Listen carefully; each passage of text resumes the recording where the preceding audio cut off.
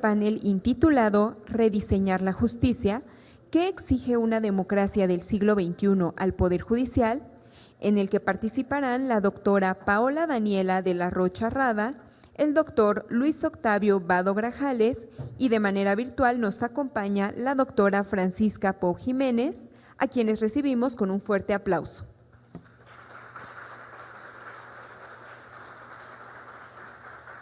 Asimismo, damos la bienvenida a la magistrada del Poder Judicial del Estado de México, doctora Blanca Colmenares Sánchez, quien fungirá como moderadora de este evento y a quien recibimos también con un fuerte aplauso.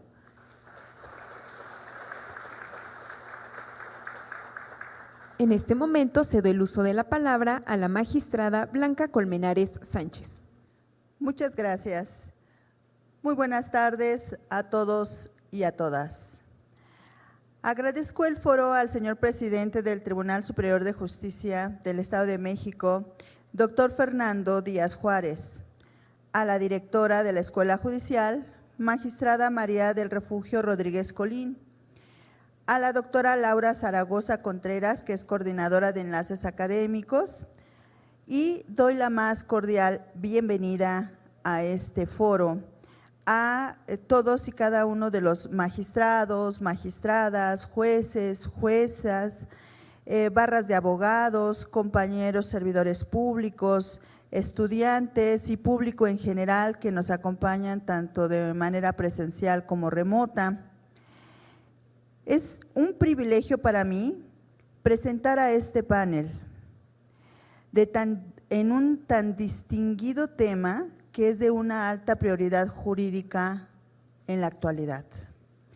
Es como en la medicina, existen temas que son comunes o que van siendo comunes, pero existen a veces avances médicos que nos invitan a una nueva reflexión de cómo estar haciendo una operación tradicional y ahora la vamos a hacer con láser.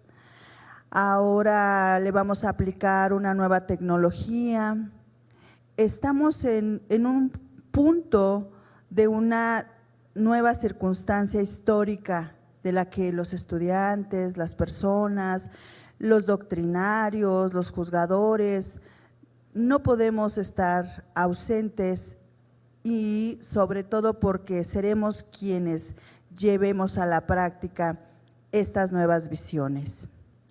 El tema, rediseñar la justicia. ¿Qué exige una democracia del siglo XXI al Poder Judicial? Es una pregunta compleja, pero es necesaria.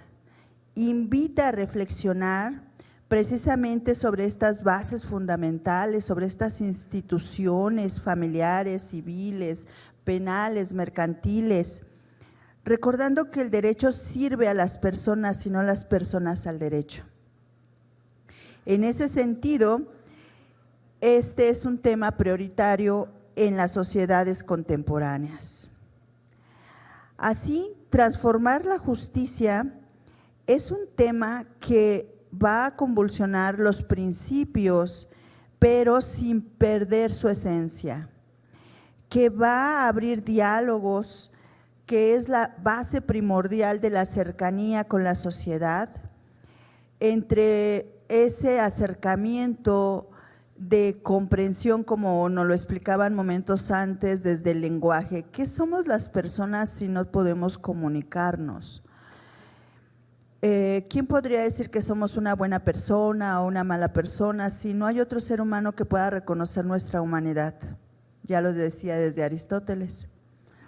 En ese orden de ideas es que estas nuevas formas de comunicarnos, pero también de entender las realidades jurídicas, es lo que nos lleva hoy a estos foros.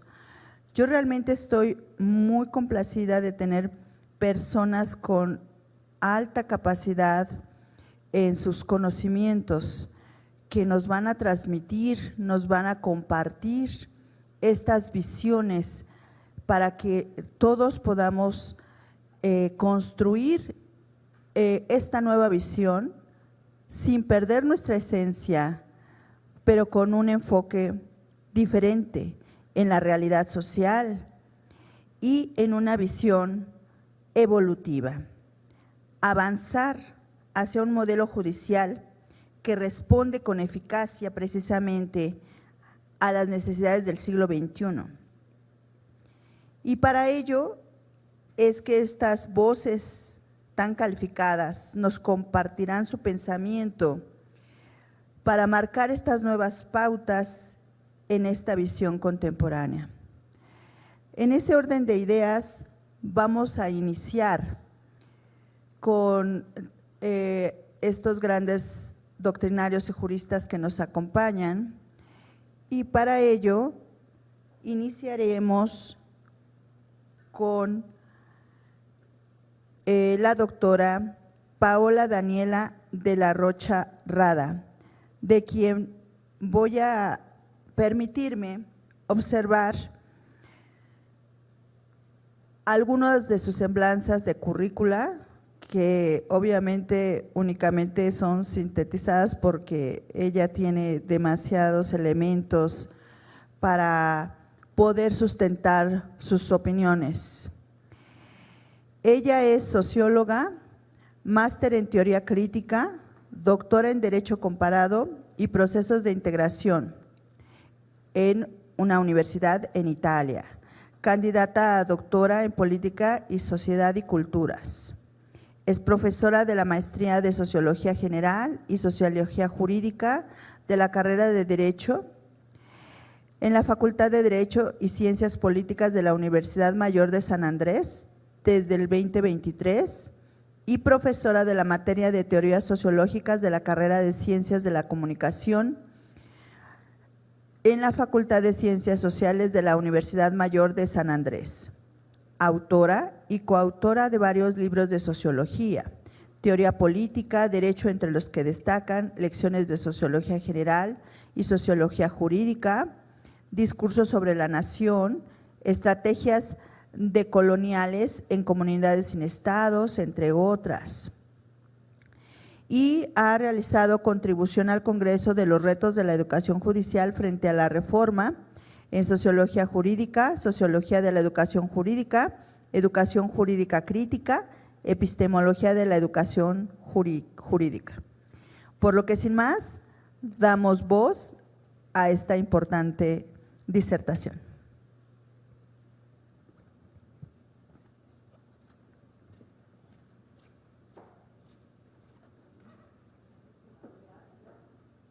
Ahora sí, recién. Gracias. Muchísimas gracias. He preferido venirme aquí porque tengo nuestras hermosas banderas detrás, me parece divino. Agradezco, por supuesto, a la directora, a la magistrada, a todos aquí que bueno, México siempre me hace sentir muy mimada, muy bien. Les agradezco a todos también por estar aquí para escucharme. Bueno, hoy nos llama una pregunta complicada, ¿no? Es ¿qué exige una democracia del siglo XXI al Poder Judicial? Más todavía en un momento tan importante, ¿no? Primeras elecciones judiciales en México, todavía nos tambalea un poco el piso. En mi país esto ya lo vivimos. No en el tamaño que ustedes lo están viviendo, pero se puede tratar de contribuir en algo. La administración de justicia en los estados modernos está consagrada en mayor parte, por supuesto, al Poder Judicial, uno de los tres poderes clásicos junto con el Ejecutivo y el Legislativo.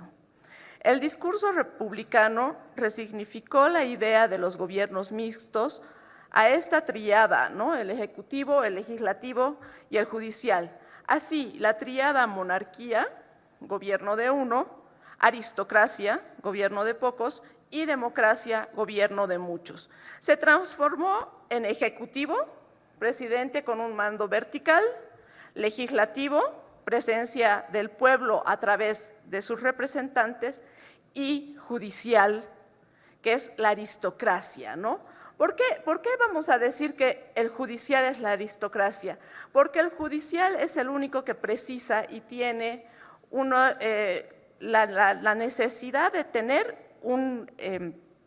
título académico, ¿no? Un diploma académico, ¿no? Entonces, no es tan del pueblo como se podría decir el ejecutivo y el legislativo. Bueno, por supuesto, el ejecutivo y el legislativo generalmente son elegidos por el pueblo, ¿no? Mediante el mecanismo de representación, y el último, el Poder Judicial, generalmente es nombrado y designado por los dos anteriores, ¿sí?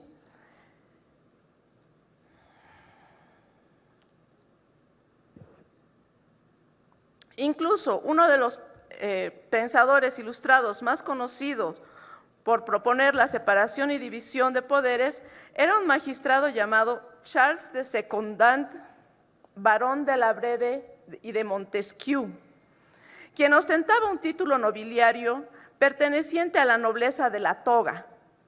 Estos títulos se los compraba y se los heredaba en el entorno aristocrático. El poder, es decir, el derecho de decir la interpretación correcta de las disposiciones jurídicas, pertenece a los abogados, quienes sostienen, luchan y perpetúan su monopolio en el campo jurídico. ¿Qué quiero decir con esto? Que ustedes son una aristocracia y no nos está gustando mucho que nos rompan esa aristocracia con las elecciones judiciales, que esto sea algo que quede en manos de la gente, ¿sí? En la Grecia antigua, las reformas más importantes que dieron paso a la democracia directa, como las de Solón, Clístenes y Péricles, tuvieron que ver con el conflicto entre el pueblo y la aristocracia. En particular, el conflicto se expresó en reducir los espacios exclusivos de la aristocracia a favor del pueblo. En ellos, los espacios de justicia, se buscó que los juicios se lleven a cabo en un espacio de jurados populares, restringiendo el monopolio de la aristocracia. En estos temas, entonces, veremos el resurgir de esta participación del pueblo en la administración de justicia muchos siglos más tarde en la experiencia de la Comuna de París en Francia. En Bolivia y actualmente ustedes aquí en México, se determinó que se empezará a elegir al Poder Judicial a través del voto popular. Como una forma para democratizar el poder, se debe aclarar que en Bolivia, por eso digo, en Bolivia fue más pequeño, no fue tan grande como lo que están viviendo ustedes. El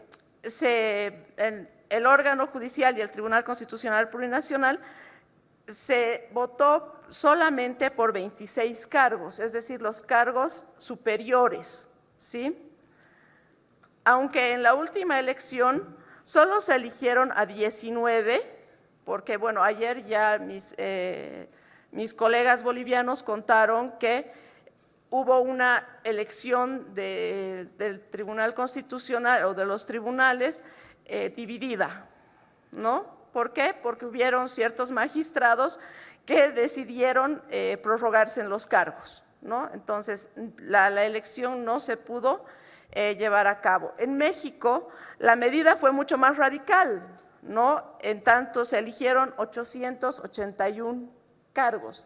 Es decir, mientras en Bolivia hemos elegido solamente a los altos mandos, es decir, 26 cargos, acá se ha elegido a toda la estructura judicial, ¿no?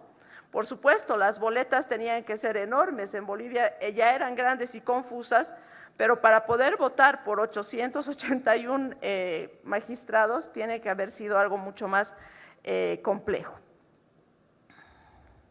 Y, por supuesto, debieron tener al menos 2,000 candidatos locales, ¿no? Lo cual complica un poco más esta situación. Hace algunos meses, cuando me preguntaban amigos de acá, de México, cuando ya se veía venir, ¿no?, que iban a haber las elecciones judiciales, me preguntaban, ¿qué se logró en Bolivia con la elección de altos cargos en el órgano judicial y del Tribunal Constitucional? Lo único que yo atiné a responder en ese momento es que se redujo el carácter aristocrático de los mismos, del órgano judicial y del Tribunal Constitucional. Y es que en Bolivia, como sucede en muchos otros lugares, no sé si sea igual aquí en México, muchos de estos cargos tendían a ser cargos a dedo, cargos heredados, cargos vendidos, lo cual, queramos o no, generaba muchísima desconfianza. Desconfianza en quién nos está impartiendo justicia, desconfianza en cómo se está manejando nuestra justicia, porque al final es la gente a la que tiene que llegar la justicia. Entonces, yo creo que se puede tomar como una lección lo que sucedió en Bolivia, porque si bien la elección no ha redundado, no ha significado una mejora, al menos hemos dado un paso. Se ha dado el paso a la apertura, a la gente. Ahora, ¿qué vamos a hacer con esto? Nosotros lo seguimos pensando.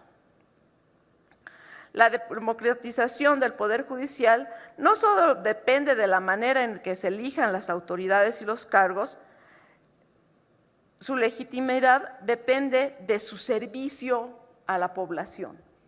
¿Sí? No podemos decir, bueno, ya han sido elegidos por la gente, entonces ya son legítimos, ya no se tienen que formar, ya no tienen que nada, porque ya tienen una legitimidad que viene detrás. No. Son las personas que se tienen que empezar a formar más seriamente, porque van a ser los que van a impartir la justicia. Entonces, surge como válida y central la pregunta que da por título a este panel: ¿qué exige una democracia del siglo XXI al Poder Judicial? La democracia, desde un punto de vista procedimental o formal, tiene que ver con quién, el pueblo o sus representantes, y el cómo, las decisiones, la regla de la mayoría. Estas dos condiciones se encuentran ya en la decisión de la elección por voto popular de los magistrados y jueces del Poder Judicial. Es el pueblo, a través del voto mayoritario, el que elige a los magistrados y jueces, ¿no? Ya estamos en este baile, veamos qué vamos a hacer. Pero en esta fórmula está ausente el qué, ¿no? Tenemos el tenemos el cómo y el por qué, pero no tenemos el qué, justamente el mismo que se encuentra en la pregunta: ¿qué exige una democracia del siglo XXI al Poder Judicial? Para responder al respecto al qué de la democracia, es decir, respecto del contenido mismo de la democracia, los puntos de vista procedimental o formal serían insuficientes. Dicho de otra manera, la democracia formal o procedimental debe dar paso a una reflexión sobre la democracia sustancial o de contenido respecto al Poder Judicial. Cuando se visualiza una participación popular extendida en la elección de gobernantes, los republicanos del siglo XVIII, los llamados federalistas, ¿no?, que escribían con el seudónimo de Pluvio, se preocuparon por restringir la participación a partir de la idea de una ciudadanía restringida. Para ser uno ciudadano, ¿qué necesitaba? Saber leer, saber escribir, contar con propiedad privada, por supuesto, no estar en sujeción o dependencia respecto de otros, es decir, ser esclavo, y excluir del voto a las mujeres. ¿Por qué? Porque las mujeres son más sentimentales, o es lo que pensaban en aquellos tiempos, y al ser tan sentimentales realmente no entendían lo que sucedía, el pensamiento racional de los varones. Los indígenas también eran excluidos porque se les consideraba premodernos, ¿no?, diferentes, vulnerables, no civilizados. Y la población pobre, ¿no?, que se la consideraba también vulnerable por razones de su pobreza. Una medida en el fondo aristocrática para limitar la participación, que sin embargo apunta a una de las problemáticas de una ciudadanía en el siglo XXI. Esta problemática que yo les propongo pensar el día de hoy es la educación. Por otro lado, cuando la ciudadanía, a una buena parte de la población, la crítica marxista, resaltó que no solo la igualdad formal política no era una igualdad sustancial social.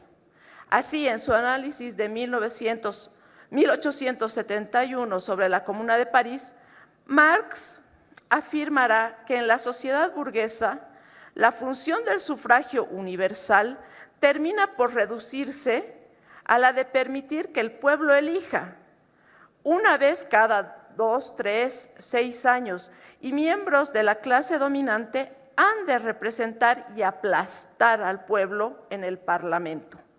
Y en consecuencia apuntaba a otra de las problemáticas para la democracia. La participación democrática por sí sola no cambiará los problemas que genera el Estado capitalista. Entre otros, la injusticia. Entonces, dos propuestas iniciales al qué de la democracia. Es necesario implementar una educación más audaz e integral que se concentre en la calidad de la educación ciudadana. Es necesario desterrar la idea de que los problemas de la injusticia se resolverán solo con elecciones democráticas, cuando los problemas son más complejos y estructurales. Respecto a la primera, en Bolivia se cuestionó si la población sabía por lo que votaba. No solo el nivel de información, porque sí es posible que hayamos podido tener información, TikTok, Facebook y otros medios, pero información sobre los candidatos. Si las personas entendían cuál era la diferencia entre un tribunal constitucional, si era distinto al tribunal agroambiental, si este era distinto al Consejo de la Magistratura, por ejemplo, o si todos estos son distintos a la Fiscalía. Porque cuando la gente iba a votar decía, es que nosotros queremos mejor justicia, queremos que la justicia sea más rápida, que sea más eficiente. Pero a través de su voto, la gente pensaba esto, que la justicia sea mejor, ¿no? Pero la gente sabía que esta tarea no le corresponde a estos tribunales. La gente sabía que son más bien las fiscalías las que tienen esta tarea, el Ministerio Público. Entonces, claro, no estamos educados. Respecto a la segunda pregunta, en Bolivia se cuestionó si la población sabía que el problema de la justicia no se resuelve solo con la votación de los altos cargos del Poder Judicial y del Tribunal Constitucional. En consecuencia, ¿hasta qué punto la sola elección por voto popular esconde la necesidad de una reforma integral de justicia? Es decir, una reforma que no solo se concentre en la administración de justicia, sino también en la justicia social, en la que el Estado desarrolle políticas sociales propios de un Estado constitucional y social de derecho.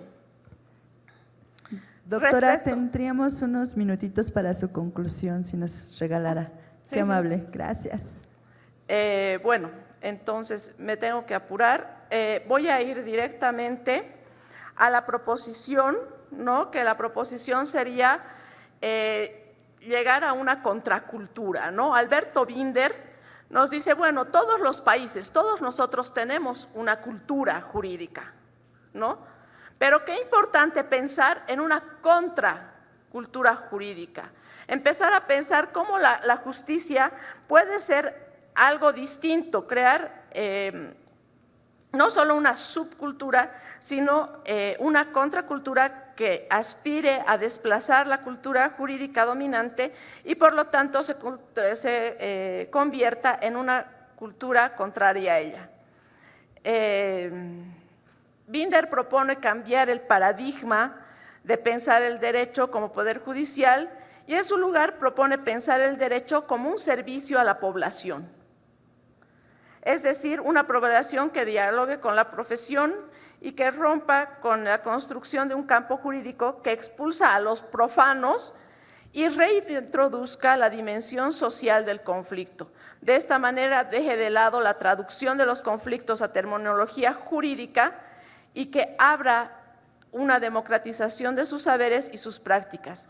Entonces, la democratización de la justicia no solamente supone elegir mediante sufragio universal, no puede reducirse a permitir que el pueblo elija una y otra vez cada 2 o 6 años que los miembros de la clase dominante van a influir para que la justicia sea selectiva y favorable a ellos, ¿no? Lo que propongo yo en síntesis es que es necesaria una educación. Ahora estamos en la escuela y decimos, qué importante es pensar. Ahora tenemos unos nuevos administradores de justicia. Ahora se tienen que formar estos nuevos administradores de justicia, pero tenemos que empezar a pensar en formar ya a los futuros administradores de justicia.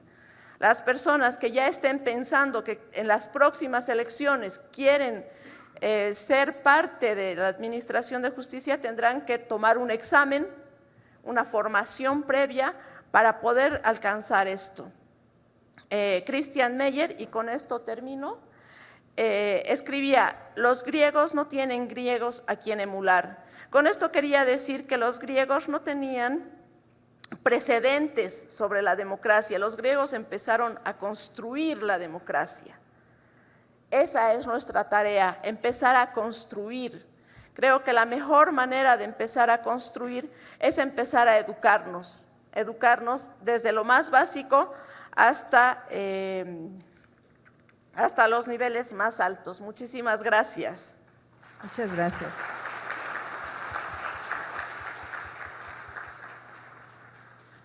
Muy interesante los puntos que nos ha resaltado nuestra ponente en relación precisamente a esa dinámica en Bolivia que se observó de cerca en relación al pueblo, la aristocracia, una nueva visión de comprensión de lo que se espera para lo que es el derecho. Y precisamente me encantó la idea de vincularlo a la educación, porque eso es lo que estamos haciendo aquí. Nos estamos preocupando el día de hoy por, ya sabemos que hay una necesidad, ya sabemos que existe una problemática, pero ahora cómo y qué, como ella nos comentaba, lo abordamos, lo resolvemos de la mejor manera. Y qué mejor que cuando ya en un país han existido experiencias previas que nos pueden sugerir, como ella bien lo hace, sobre la materia de la educación, que independientemente de que se logre a través del voto un cargo, las personas sigan preparándose, que ese es el inicio del camino, aun cuando se tenga este voto, las personas tendrán que seguirse preparando, ¿no? Como lo estamos haciendo aquí de una manera pues directa y bueno, muy adecuada, que aquí la directora ha forjado este curso en una apertura de una visión realmente innovadora. Sin más preámbulo, muchas gracias y enlazando con lo que ya nuestra estimada ponente nos ha brindado, vamos a dar la bienvenida también en voz a la doctora Francisca Pou Jiménez. Ella nos acompaña en vía remota. Ella es investigadora del Instituto de Investigaciones Jurídicas de la UNAM, integrante del Sistema Nacional de Investigadores Nivel 3. Maestra y doctora en Derecho de la Universidad de Yale en Estados Unidos y licenciada en Derecho por la Universidad Fabra, España, donde recibió también la suficiencia investigadora en el marco de doctorado en Derecho Público. Ha sido profesora visitante en universidades de Colombia, Argentina, Bolivia, Italia, Canadá y Bielorrusia, y profesora en el ITAM. Su trabajo académico se centra en el estudio del Poder Judicial, de las dinámicas constitucionales comparadas y los derechos fundamentales. Es integrante en diferentes redes académicas. Ha sido Fellow de Estudios Constitucionales en la Universidad de Texas, en Austin, y Fellow del Centro de Derecho Público de la Universidad de Ottawa. Ha traducido al español diferentes obras, entre ellas la de Boni Palifavka. Fue directora de la revista Isonomia y actualmente integra los comités editoriales o asesores de varias publicaciones académicas dentro de su currícula. Sin más, damos voz a nuestra querida panelista. Adelante. Muchas gracias, magistrada Blanca. Muchas gracias a la directora de la escuela, a Laura, Ariana, a todas las personas que me han contactado para participar hoy en esta reflexión colectiva. Me da mucho gusto coincidir con Vado y también con la doctora Paola. Tengo mis mejores recuerdos de mi visita académica a Cochabamba, en este caso, y por supuesto Bolivia es un país constitucionalmente interesantísimo, ¿no? Entonces es un gusto estar aquí. ¿Cómo rediseñar la justicia en línea con lo que exigiría una democracia en el siglo XXI? Yo creo que el Poder Judicial en una democracia del siglo XXI debe estar diseñado a la luz de tres grandes vertientes normativas: la independencia y la imparcialidad, la idoneidad profesional entendida en sentido amplio, como ahora explicaré, y el pluralismo o la diversidad. ¿Qué significa diseñar el Poder Judicial a la luz de la independencia y la imparcialidad? Parece un tema muy trillado, pero creo que es como, al final, no siempre entendida la importancia de eso. Significa que las personas que resuelven conflictos sociales tienen que hacerlo a la luz del derecho interpretado en su mejor luz y no por presiones externas. Esta es la independencia, que no se sientan coaccionadas o condicionadas por poderes externos, sean económicos o políticos o sociales, y la imparcialidad, que significa que tienen que también resolver sin instrucciones o coacciones o sugerencias de una de las partes.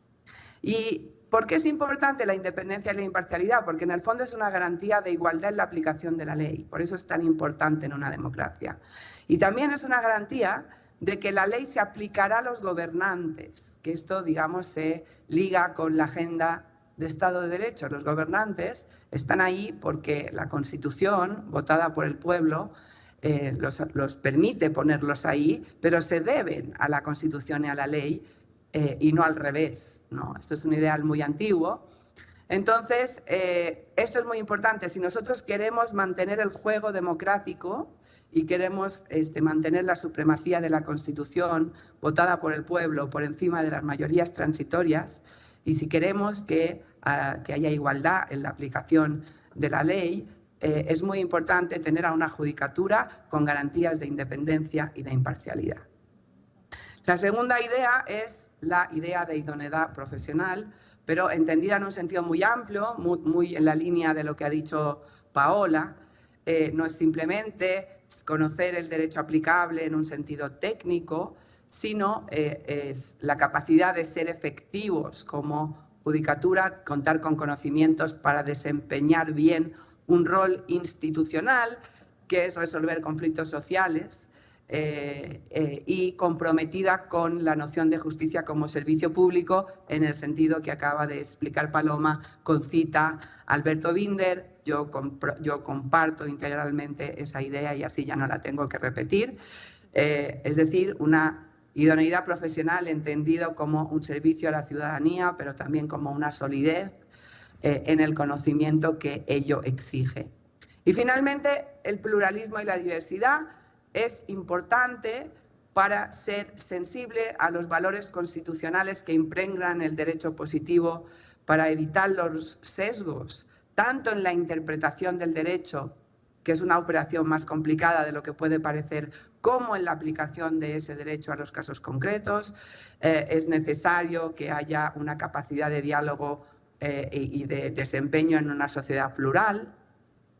Entonces yo creo que es muy importante que la judicatura sea plural en términos de género, clase, raza, edad, y creo que eso es una vertiente como muy importante. Al final lo que nos interesa, ayer estaba en otro congreso y lo decía Martin Bomer, un profesor argentino, nos interesa generar confianza, nos interesa que más conflictos se lleven a la judicatura para su resolución versus que se resuelvan mediante mecanismos mucho más violentos, mucho más asimétricos, con muchas menos garantías.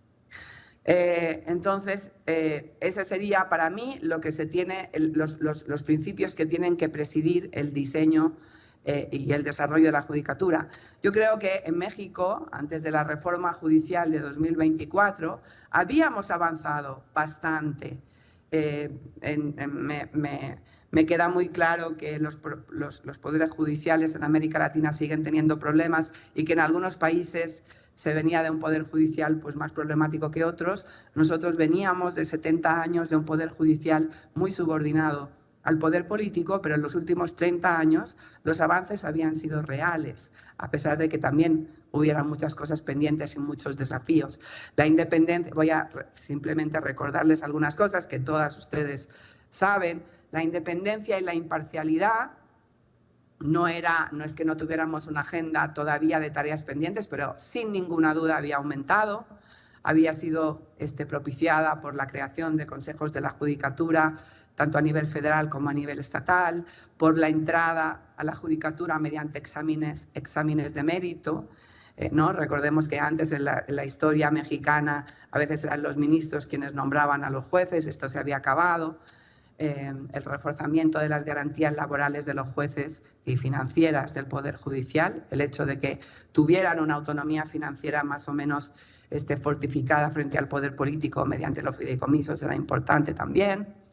En fin, sabíamos que había avances más grandes quizá en el Poder Judicial federal que en los estatales, en donde había cosas que también habían mejorado mucho, pero no en todos los estados, y se tenían que mejorar todavía pues, las condiciones laborales y financieras que permitieran aumentar el espacio de independencia en muchos estados frente a los gobernadores, etc. Pero sin ninguna duda creo que sería descabellado no reconocer la mejoría. La idoneidad. También habían mejorado los conocimientos, la formación de los jueces, habíamos hecho un esfuerzo gigante, ayudados por la Corte Interamericana, que nos dio pues, toda la idea de que también la capacitación judicial tenía que pasar por la perspectiva de género, por la perspectiva de derechos indígenas en los últimos tiempos, etcétera, etcétera. Las escuelas judiciales de los estados, como la que nos convoca hoy, y también la Escuela Federal de Formación Judicial, creo que apoyaron. En fin, faltaba quizá mucho en términos de acceso a la justicia, de entender esa idoneidad de la justicia como servicio público y bueno, la judicatura, sobre todo la Corte, podía hacer algo por la vía interpretativa, pero los problemas más grandes de acceso a la justicia estaban en la cancha del legislador, igual que estaba en la cancha del legislador la reforma pendiente de fiscalías y de policías, que como ha dicho Paola, en muchos casos no son distinguidos de los jueces, de las juezas, y que hacían que la ciudadanía muchas veces no percibiera un buen servicio de administración de justicia, porque simple y sencillamente esta agenda más amplia de reforma tenía estos capítulos pendientes que son en gran parte los responsables de la impunidad y demás. En fin, había cosas por mejorar de nuevo, pero se había avanzado. Finalmente, pluralismo. Eso también depende mucho de cada país. Aquí se ha presentado a la judicatura como si fuera como un feudo de personas autocentradas.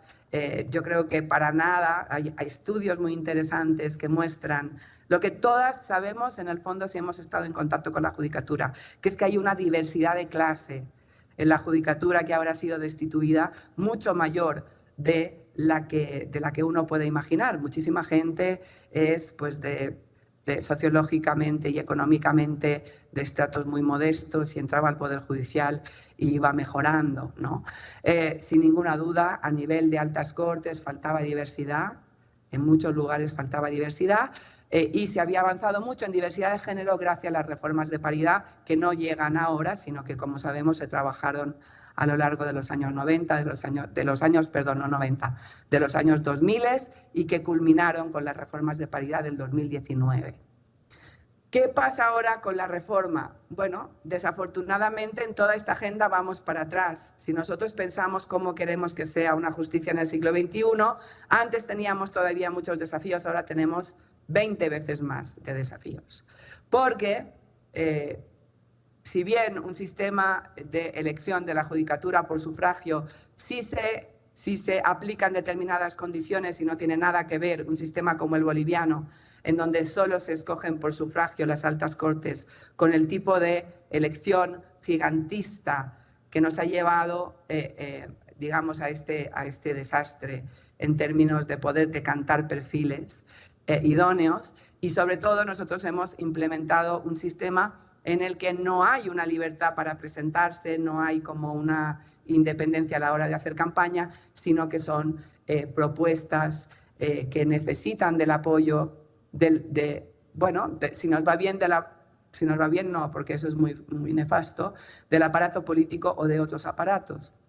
No sé, Paola, si has tenido oportunidad de ver el diseño, para que te des cuenta un poco después de la diferencia del diseño, ¿no?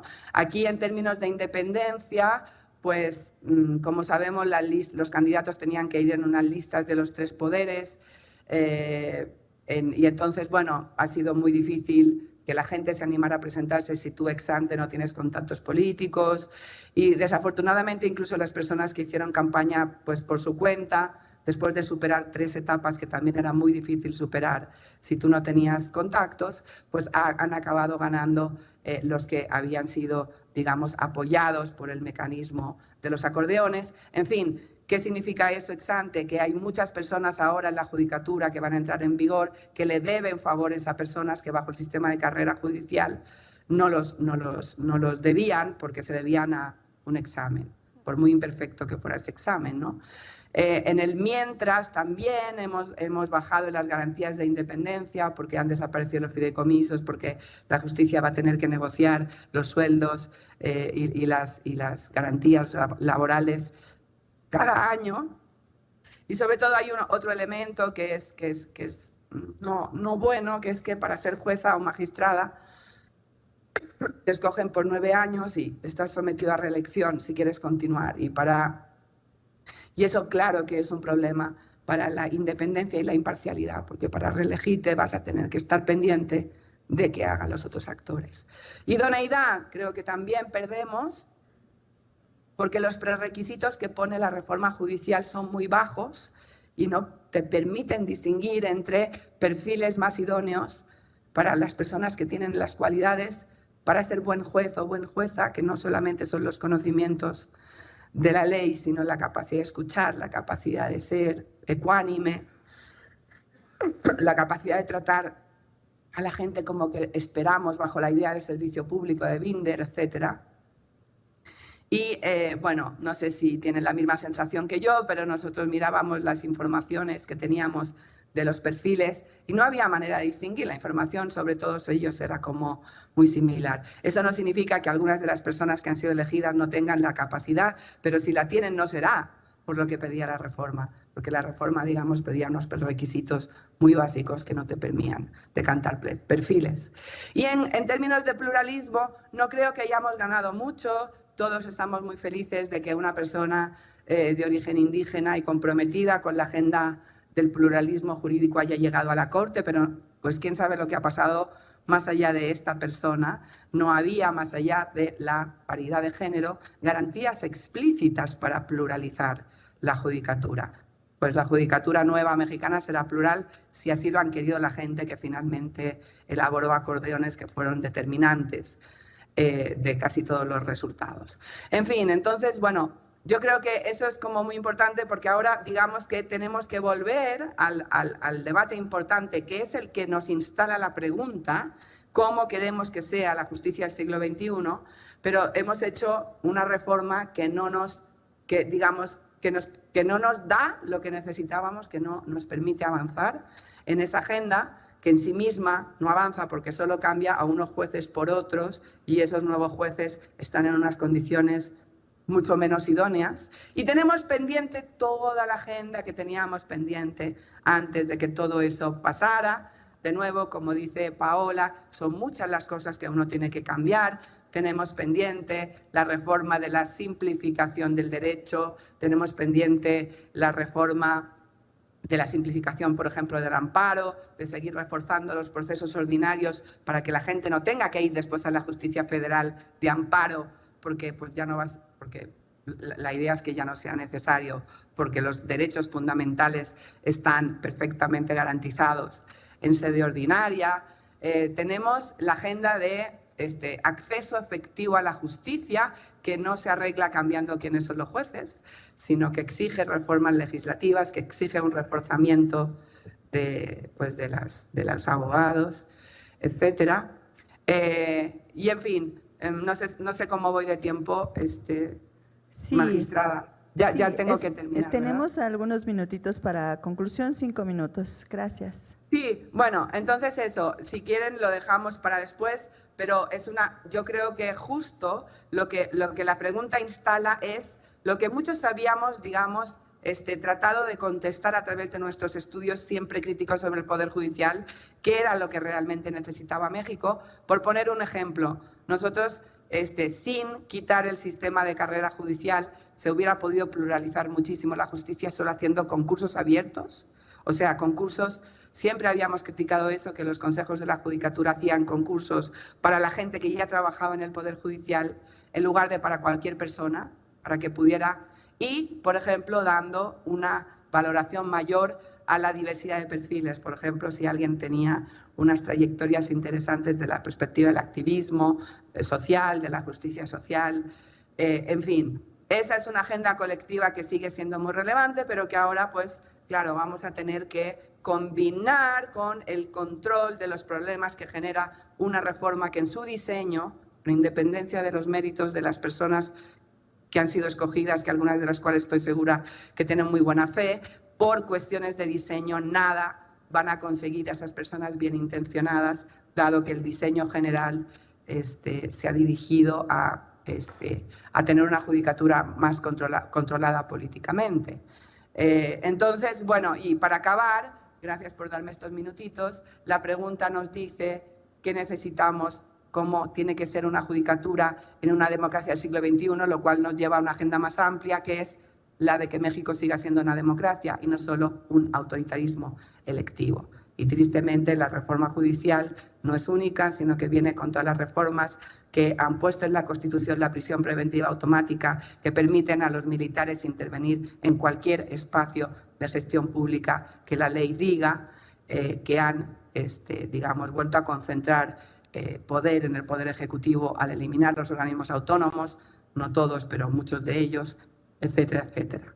En fin, entonces, lo dejo aquí y después podemos seguir charlando. Muchas gracias. Agradecemos ampliamente.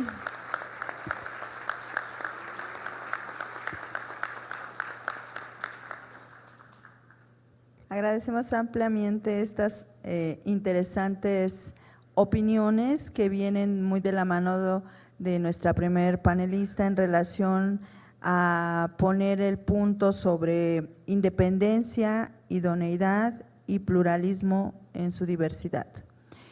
Creo que de estos 3 elementos nuestra panelista observado diferentes retos a los que debemos de poder encontrar una solución, que independientemente de que ya se tenía una agenda con situaciones por resolver, lo cierto es que ahora tenemos esta nueva visión que también necesitamos hacer encajar para trabajar en un nuevo diseño, las personas que arriban con las personas que están y pues con todo el personal operativo.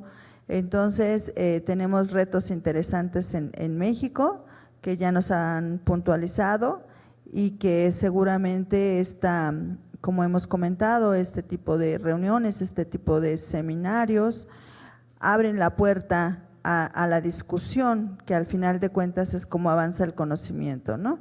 A través de estas reflexiones, a través de las ideas y las opiniones, desde diferentes enfoques. Muchas gracias. Daremos ahora voz al doctor Luis Octavio Vado Grajales, no sin antes hablar un poquito sobre su currículum. Él es doctor y licenciado en Derecho, maestro en Derecho Constitucional y Amparo y especialista en Justicia Constitucional y Tutela de los Derechos por la Universidad de Castilla-La Mancha.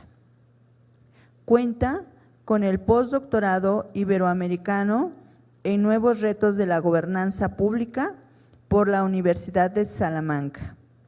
Autor de artículos publicados en revistas como Cuestiones Constitucionales, Justicia Electoral, Voz y Voto, así como Metapolítica, autor del libro Derecho Procesal Electoral Queretano, y es miembro de la Red de Jueces y Juezas por la Ética de la Inteligencia Artificial en América Latina y el Caribe.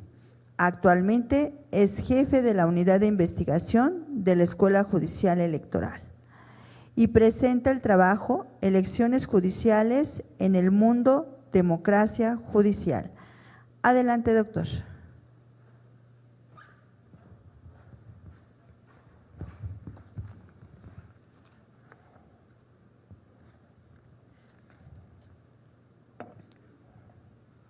Bien, pues buenas tardes. Agradezco la gentil invitación, así como la anfitrionía del presidente Fernando Díaz Juárez, desde luego de la magistrada directora Rodríguez Colín y magistrada Blanca, muchas gracias por la moderación.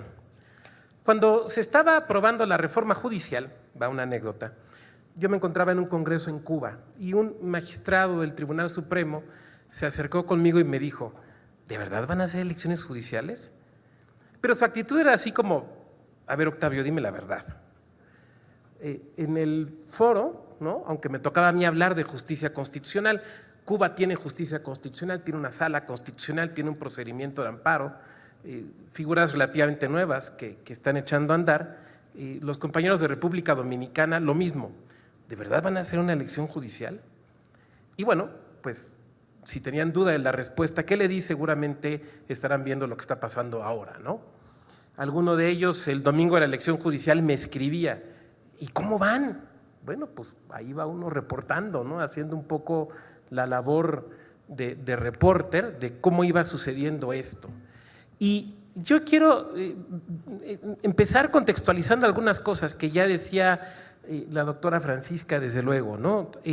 La dimensión de la elección judicial que todavía venimos desahogando. Ya pasó una etapa, pero bueno, ahorita vendrán, en su caso, las impugnaciones. En la historia del mundo, nadie nunca.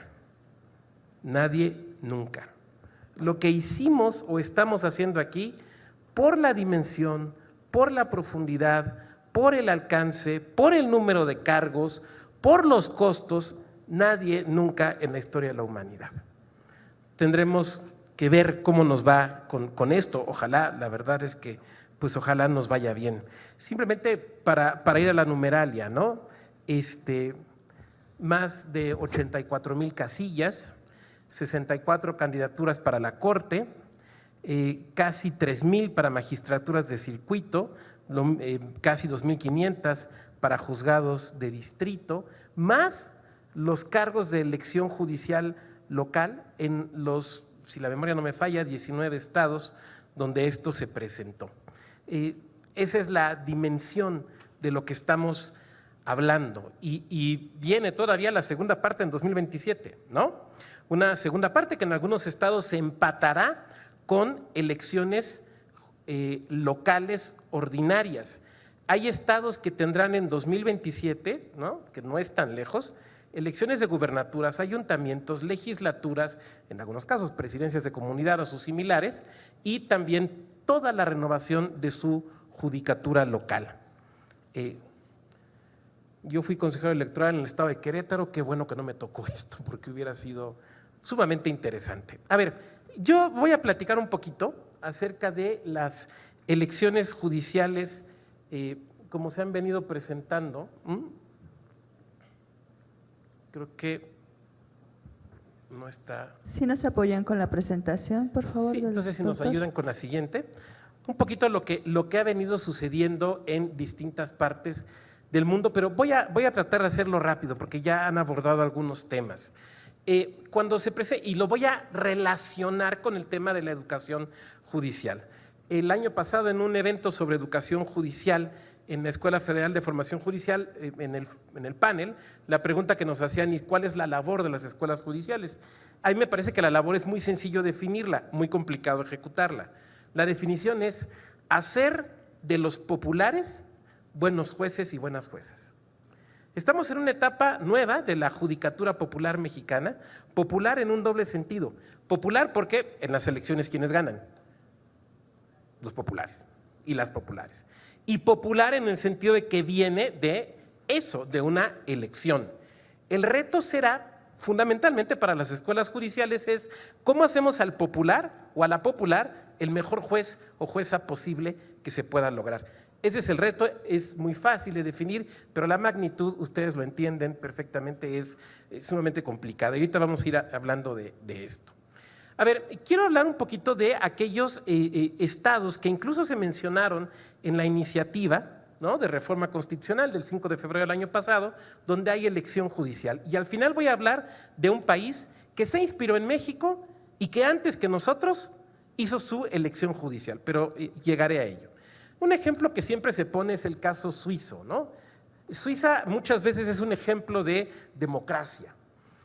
Yo no digo que no lo sea, tiene cosas muy interesantes en democracia participativa, pero un país donde las mujeres no votaron sino hasta 1974, yo diría que habría que tomarlo con un granito de sal, ¿no? Y se señalaba en la iniciativa y se ha dicho, es que en Suiza hay elección de la judicatura. Esto es parcialmente cierto.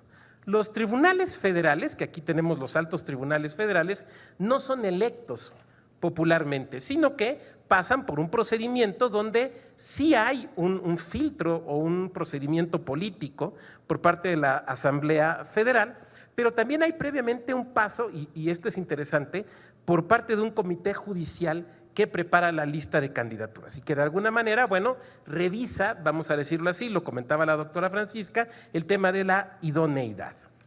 Sin embargo, en algunos cantones, en algunos estados suizos, sí hay una elección popular de la judicatura, pero es muy peculiar y se le ha llamado las elecciones silenciosas. ¿Por qué razón? Porque lo que hacen es postular el mismo número de candidaturas que cargos a elegir. Cosa que, por cierto, en las elecciones judiciales recientes en México pasó en un estado. Se los dejo de investigaciones en el norte del país, pero el mismo número de puestos a elegir, el mismo número de candidaturas. O, dicho de otra manera, por cada puesto una sola candidatura. En el caso suizo, esto sucede así por una práctica política, no por una disposición legal. La práctica política en estos cantones que hacen elección judicial, como por ejemplo Ginebra, se ponen de acuerdo los partidos políticos de, digamos, el símil de la legislatura local, ¿no? Se ponen de acuerdo y cada uno postula según la fuerza política que tenga. Y entonces son nombramientos que tienen esencialmente una naturaleza política. Por eso se le ha llamado elecciones silenciosas y por eso se reconoce que de alguna manera hay una influencia política. Ahora bien, digamos que también en la práctica ha habido un poco la preocupación de postular candidaturas que sean, digamos, jurídicamente más o menos sólidas, ¿no?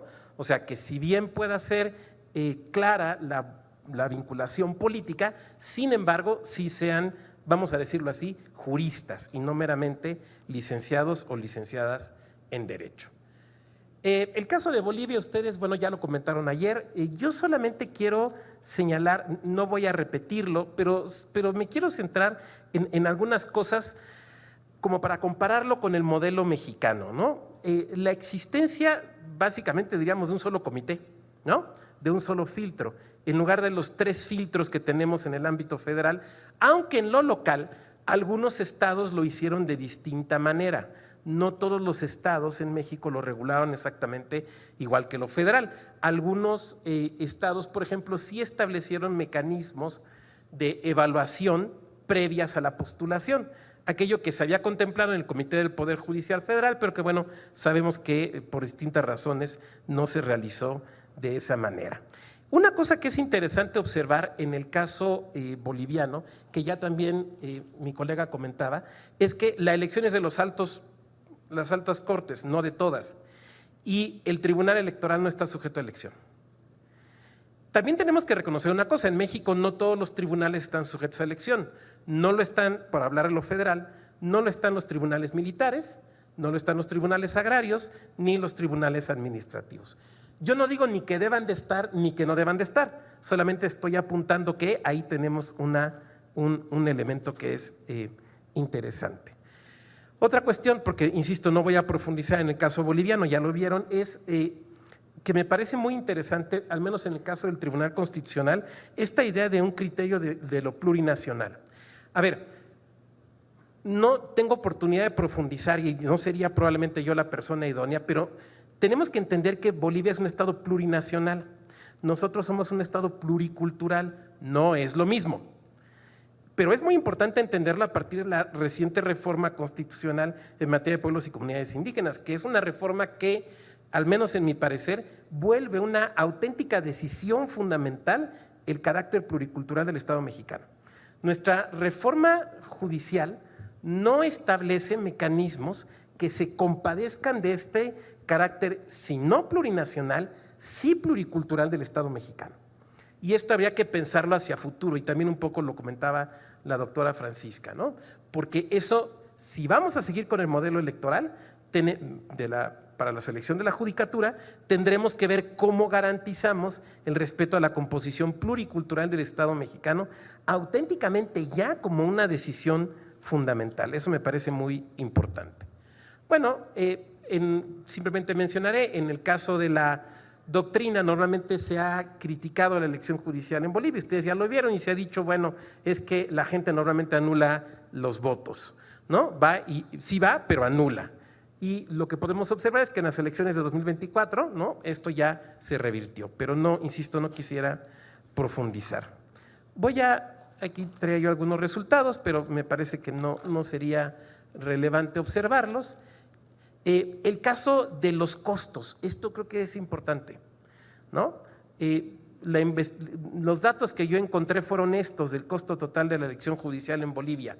Claro, hay que entender los contextos distintos, pero me parece que es un dato relevante. Japón tiene una Corte Suprema, ¿no?, que es, digamos, un poco una Corte Constitucional, que tiene facultades de control constitucional, pero que curiosamente casi nunca hace control constitucional. Son muy pocas las ocasiones que en la práctica ha tomado una sentencia, dictado una sentencia que implica auténticamente un control de constitucionalidad. Y a los japoneses tampoco les gusta modificar su constitución. Son, diríamos, muy, no sé si la palabra sea conservador, porque podría tener connotaciones políticas, vamos a decir conservacionistas de su constitución y de su esquema político. La integración de esta Corte Suprema, que se hace con 15 jueces, es muy interesante porque son nombrados para un primer periodo, pero para continuar tienen que ir a una elección popular. Ahora, no es reelección porque la primera vez fueron nombrados, no fueron electos, ¿no? O sea, fueron designados y luego se van a una elección. Y lo interesante de esta elección es que las 25 veces que se ha realizado, las 25 ocasiones, distintas personas que esto se ha realizado, nunca ha perdido el incumbent, nunca ha perdido el que está en el cargo, siempre se le elige. Esto ha llevado a algunas voces en Japón a cuestionar este mecanismo, o sea, si siempre gana el que se postula, ¿para qué nos vamos a la elección? Pero bueno, tendríamos que conocer un poco más la cultura política japonesa. Quiero centrarme en el caso norteamericano, a ver, porque aquí hay cosas recientes que pueden ser sumamente interesantes. Sabemos que Estados Unidos, como México, tiene una estructura judicial federal y local. No todos los países federales lo tienen, En Austria, por ejemplo, el único poder judicial que hay es federal, no hay poderes judiciales locales. Entonces, cada país tiene su propio arreglo. El arreglo americano y el nuestro, digamos que de base es parecido. En el ámbito federal, sabemos, no hay elección judicial.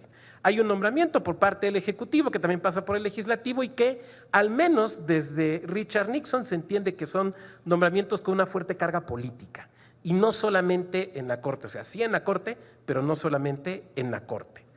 Donde tenemos este mecanismo de nombramiento es en las elecciones judiciales locales. Esto fue algo que se puso de moda y es interesante hacer la comparación a partir del siglo XIX en Estados Unidos, algo que se conoció como la democracia jacksoniana. No fue lo único, fue parte de todo este movimiento, donde lo que se decía, lo que se planteaba en aquellas épocas del siglo XIX en Estados Unidos es la clase política está corrupta, la clase política tiene mucho control, controla a las judicaturas locales, ¿cómo vamos a quitarles el control de la judicatura local? Con elecciones judiciales. Y llegó un momento donde pues esta idea pegó con mucha fuerza y hasta la fecha se mantiene, vamos a ver las cifras, se mantiene en buena parte de los estados de la Unión Americana. Ahora, hay dos tipos de elecciones en general en Estados Unidos, elecciones judiciales, insisto, que solamente son locales, partidistas o no partidistas. Partidista es evidente, te postula un partido político, te identificas con el partido político. No partidista quiere decir que no te postula, pero ojo, el sistema electoral americano y en particular en la cuestión del financiamiento y fiscalización es muy distinto del mexicano. Entonces, en las elecciones no partidistas no compites con el logo del partido, pero la realidad es que muchas veces sí tienes el apoyo de un partido político.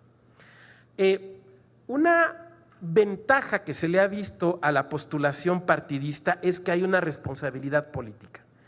¿En qué me refiero que hay una responsabilidad política? Que si el juez o la jueza resulta malo, incompetente, corrupto, se responsabiliza al partido político que le postuló. El señalamiento crítico es cómo vamos a partidizar la elección judicial, pero bueno, yo simplemente lo planteo. Ahora, dentro de este sistema de elecciones judiciales, digamos que hay estados donde se maneja como Japón.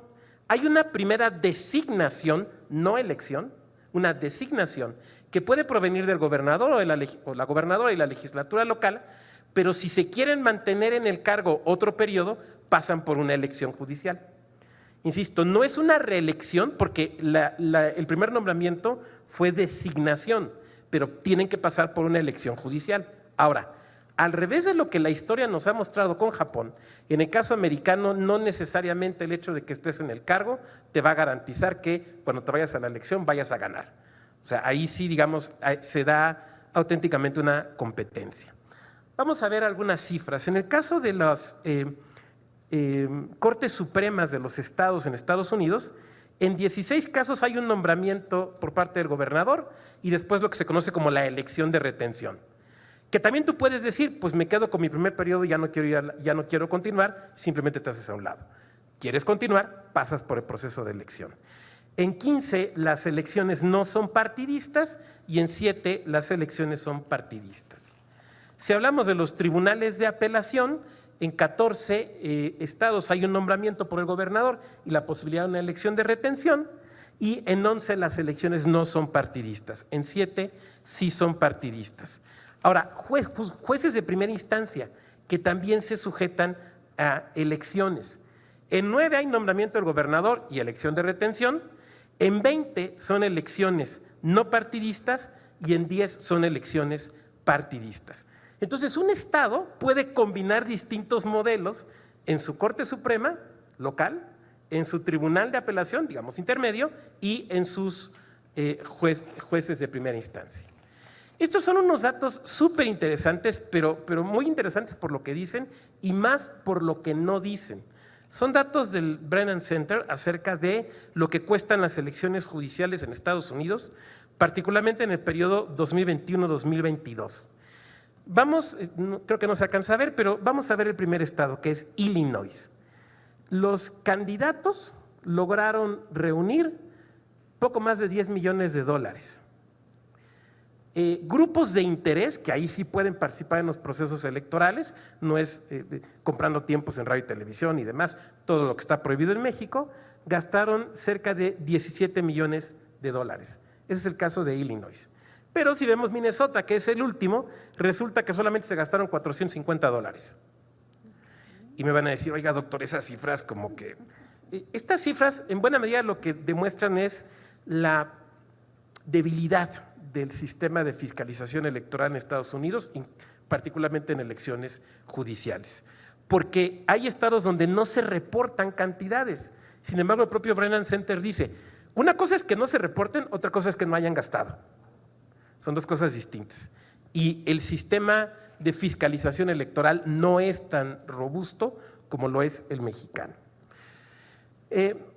Quiero comentar rápidamente los casos relevantes de las elecciones judiciales 2021-2022 para después hablar de una que acaba de ocurrir hace aproximadamente un mes.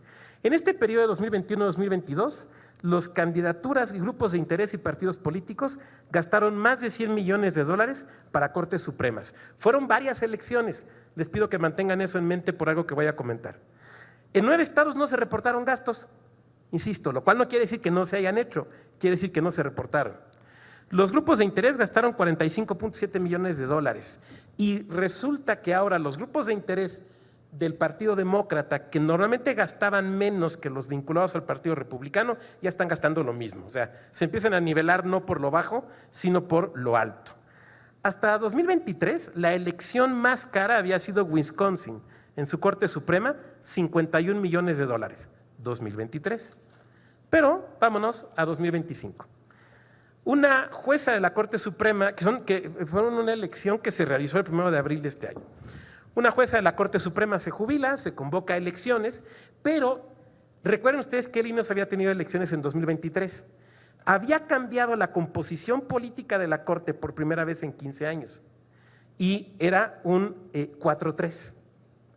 2 años después vienen estas elecciones, entonces se juegan la continuidad de ese cambio político de integración o regresar al modelo anterior. Eso es lo que se juega. En un estado que además en las elecciones presidenciales es conocido como un estado bisagra y un estado que a veces vota republicano, a veces vota demócrata, ganó Donald Trump, pero por una diferencia, si la memoria no me falla, menor al 1%. Ese es el contexto de esta elección judicial. Entonces sale una jueza, va a entrar una jueza que puede cambiar el equilibrio de la Corte. Se gastaron más de 100 millones de dólares en la elección de una persona, Elon Musk personalmente gastó 25 millones de dólares. En algunos actos de campaña ofreció dinero para quienes votaran y se tomaran una foto con el candidato, digamos, vinculado al Partido Republicano o con una promoción de él. Directamente dar dinero. Me van a decir, doctor, eso es delito. Aquí, allá no. A final de cuentas, ganó, digamos, el propio presidente Trump habló a favor en su cuenta de redes sociales, ya ven que él está sobre todo en Truth Social, habló a favor del candidato vinculado al Partido Republicano y en contra de la candidata vinculada al Partido Demócrata. Ganó la candidata vinculada al Partido Demócrata, pero quiero que vean las cifras, ¿no? Quiero que vean las cifras. Por último, Venezuela.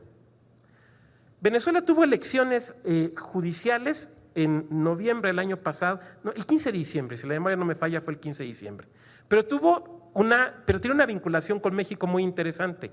Cuando será la reforma judicial en México, pocos meses después el presidente Maduro dice, y ahí están las declaraciones, ustedes las pueden buscar, vamos a seguir el ejemplo de los hermanos mexicanos, vamos a hacer elecciones judiciales. Y las organizaron más o menos en 29 días. Fueron rápidos para hacerlo. ¿Qué judicatura eligieron? Al revés de Bolivia, lo que decidieron elegir fue el nivel, digamos, inferior, lo que le llaman la judicatura de paz. Para nosotros serían un poco una mezcla, por decirlo de alguna manera, entre, digamos, una especie de mediador o conciliador y jueces mixtos o municipales. El 15 de diciembre se hicieron estas elecciones.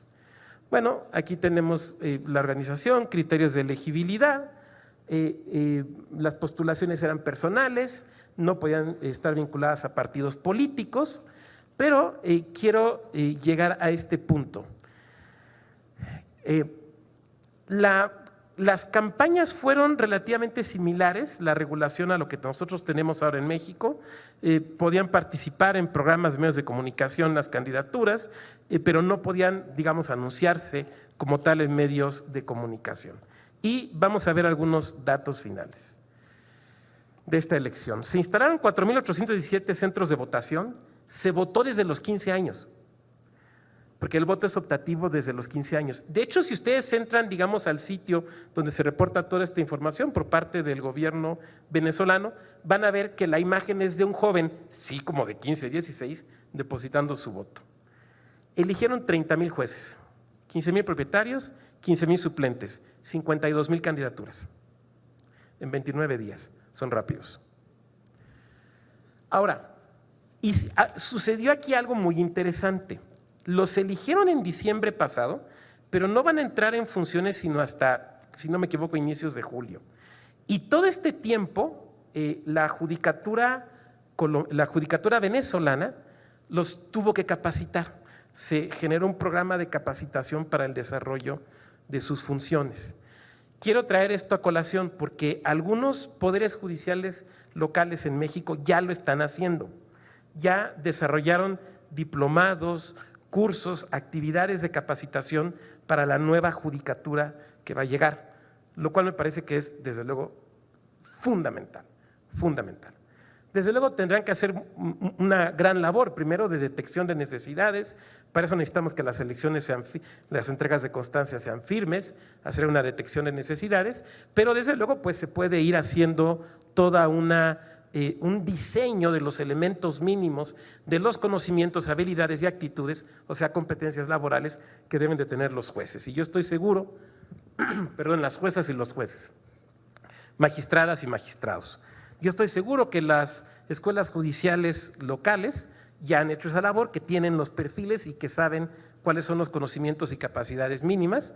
Estoy seguro que desarrollarán estas labores y ojalá la nueva Judicatura Popular Mexicana pues admita estas posibilidades de capacitación. Doctor, tenemos unos minutitos para conclusiones. Perfecto. Muchas gracias. Pues, simplemente para despedirme, con esto yo concluyo, les dejo las formas de contacto. Estoy en X, en TikTok.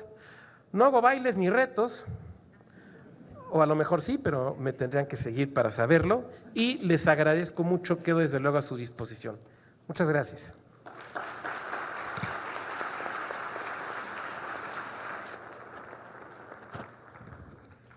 Muchas gracias, doctor. Nos ha brindado unas interesantes posiciones desde diferentes países, cómo lo hacen, cómo lo están haciendo, una lluvia de ideas en ese sentido y algunas ideas para nosotros poder darle engrane a esta situación.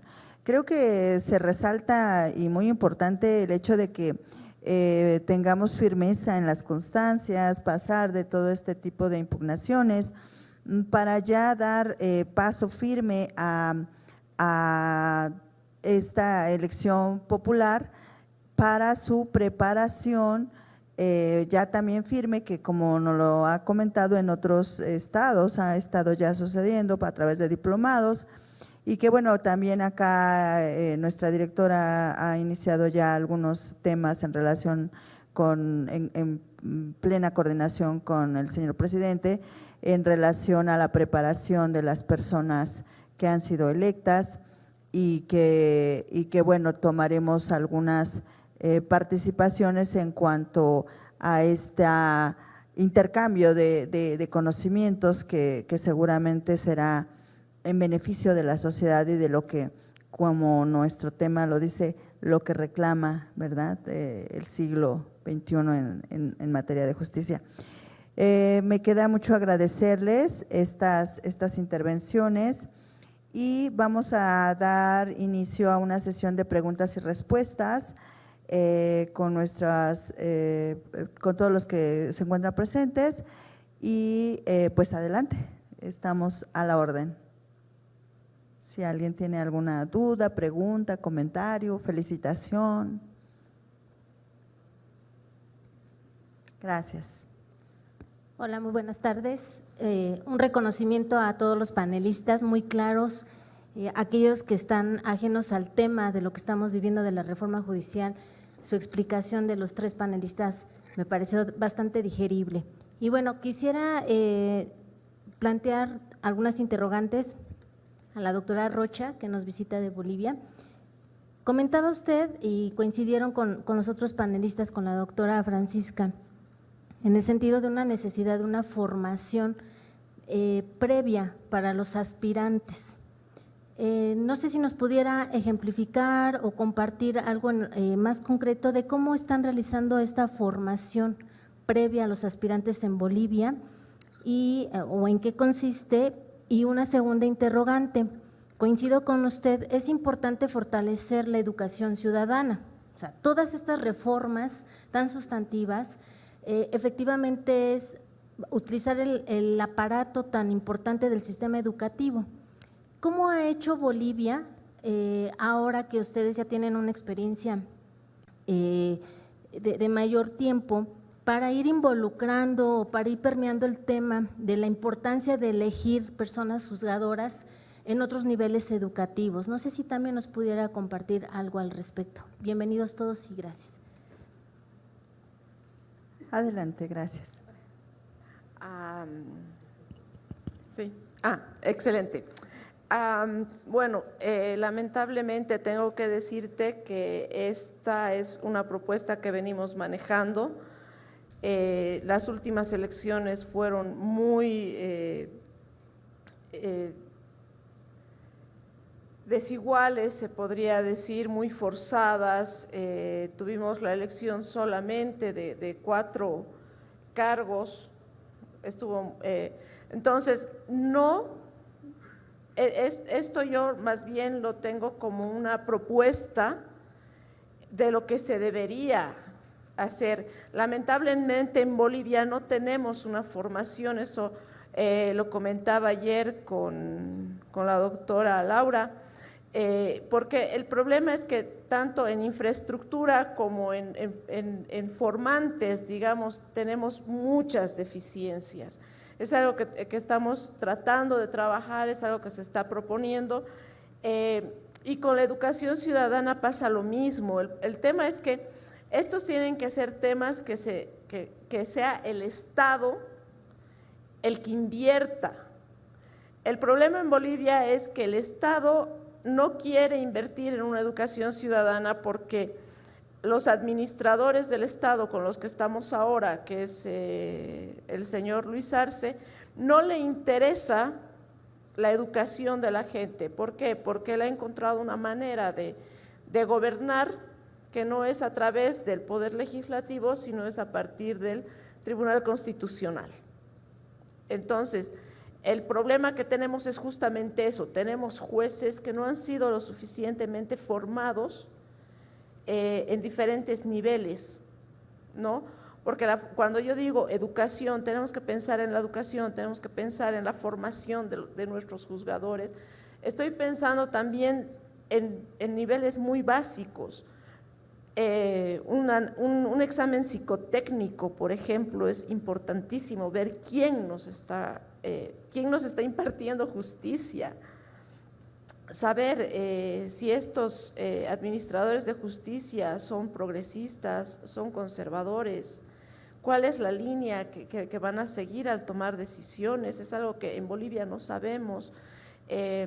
Un examen dogmático, saber si tienen los conocimientos sobre el derecho, pero no solamente dogmáticos, podemos saber muchísimo del derecho, pero no sabemos cómo aplicarlo técnicamente, ¿no? Entonces, para mí son todas, yo más bien les estoy contando todo lo que no hemos hecho en Bolivia, porque creo que si lo empiezan a implementar ustedes ahora, puede que lleguen a una siguiente elección mucho más preparados de lo que nosotros estamos ya en la tercera.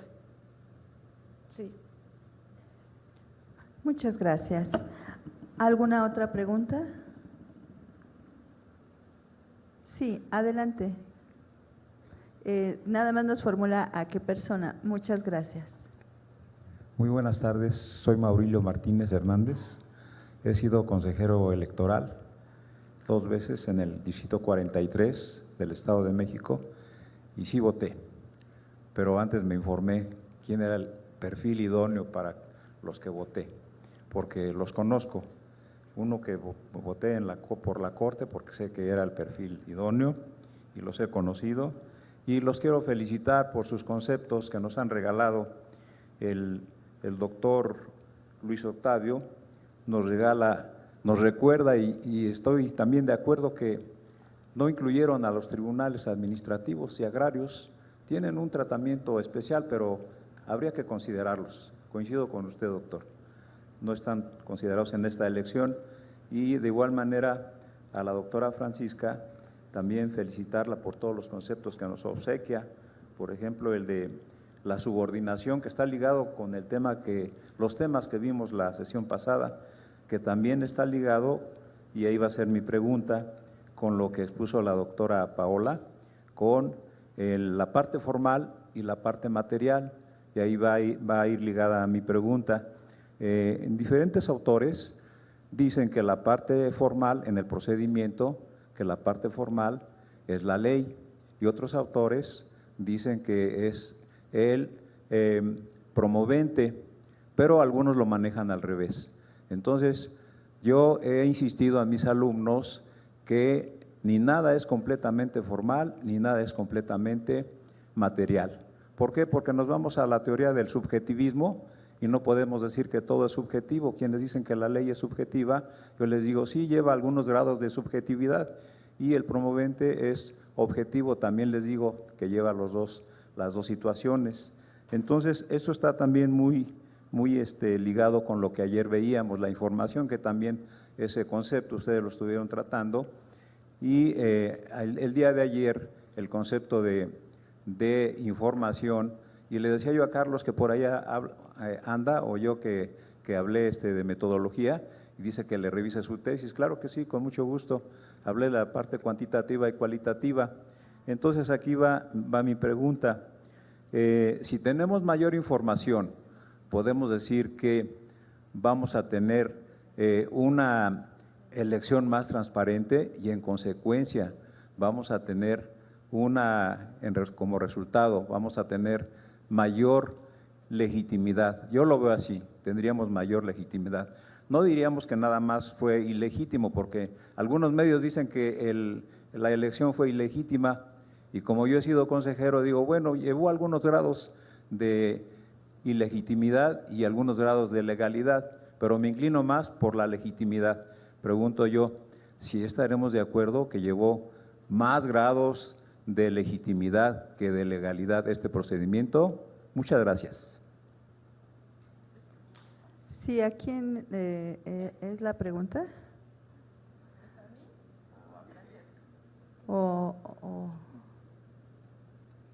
Puede ser como habló mucho de la parte de material, el procedimiento material y el procedimiento formal, podría ser para la doctora que tengo aquí marcada, para la doctora Paola, pudiera ser, porque habló del procedimiento formal y material.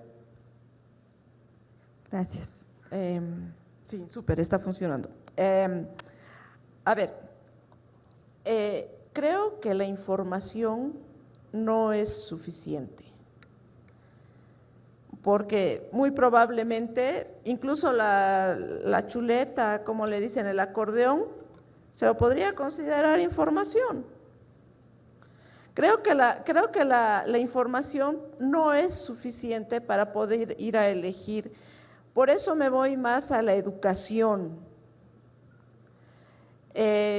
Muy probablemente, si nosotros estuviéramos informados de cuál es la tarea de la magistratura, de cuál es la tarea del Tribunal Constitucional, cuál es la tarea de la Fiscalía, tendríamos mucha más capacidad de poder elegir y decir cuáles son los perfiles idóneos.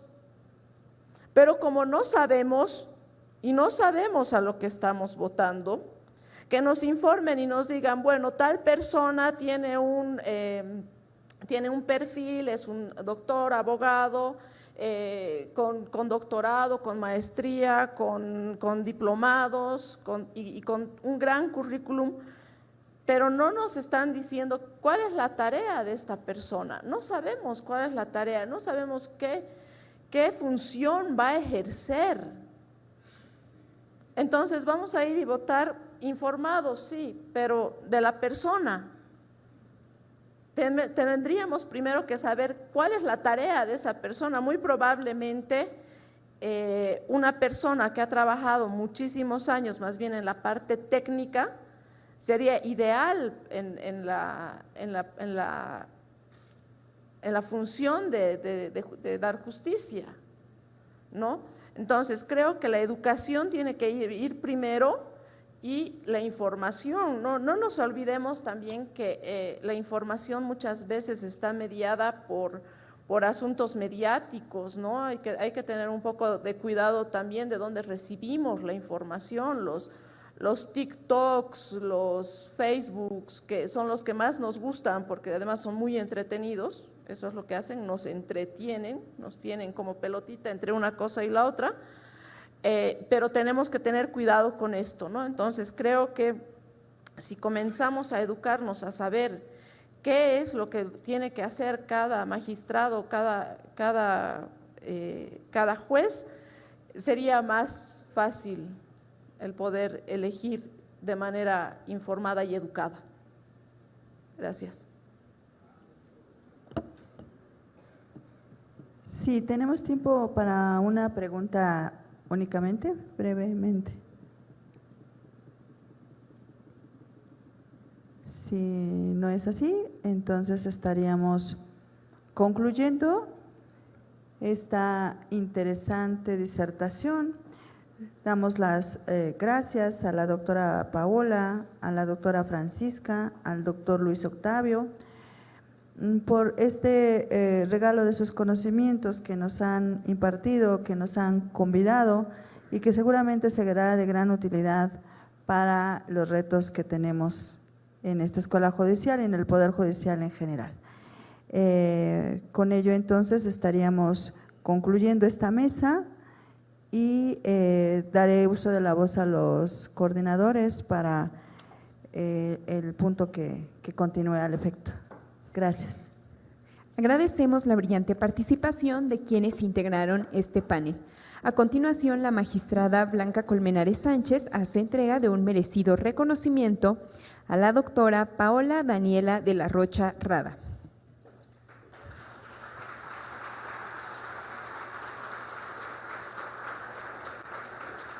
Y al doctor Luis Octavio Vado Grajales.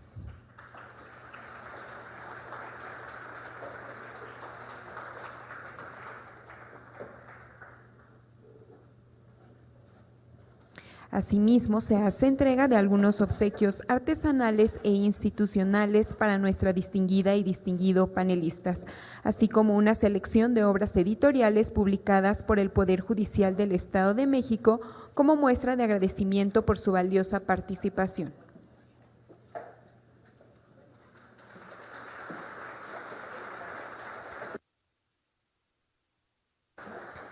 Además, se hace la entrega simbólica de un merecido reconocimiento a la doctora Francisca Pou Jiménez por su participación en este panel, mismo que se le hará llegar con posterioridad. La magistrada dará lectura de este reconocimiento. Sí, bueno. El Poder Judicial del Estado de México, a través de su Escuela Judicial, otorga el presente reconocimiento a la doctora Francisca Pou Jiménez por su destacada participación en el panel Rediseñar la Justicia. ¿Qué exige una democracia del siglo XXI al Poder Judicial? En el marco del Congreso Internacional Educación Judicial 2025, los retos de la educación judicial frente a la reforma, llevado a cabo del 18 al 20 de junio del 2025 en Toluca, Estado de México. Firma el magistrado doctor Fernando Díaz Juárez en su calidad de presidente del tribunal y la magistrada doctora en Derecho María del Refugio Elizabeth Rodríguez Colín en su calidad de directora de la Escuela Judicial del Estado de México. Muchas gracias.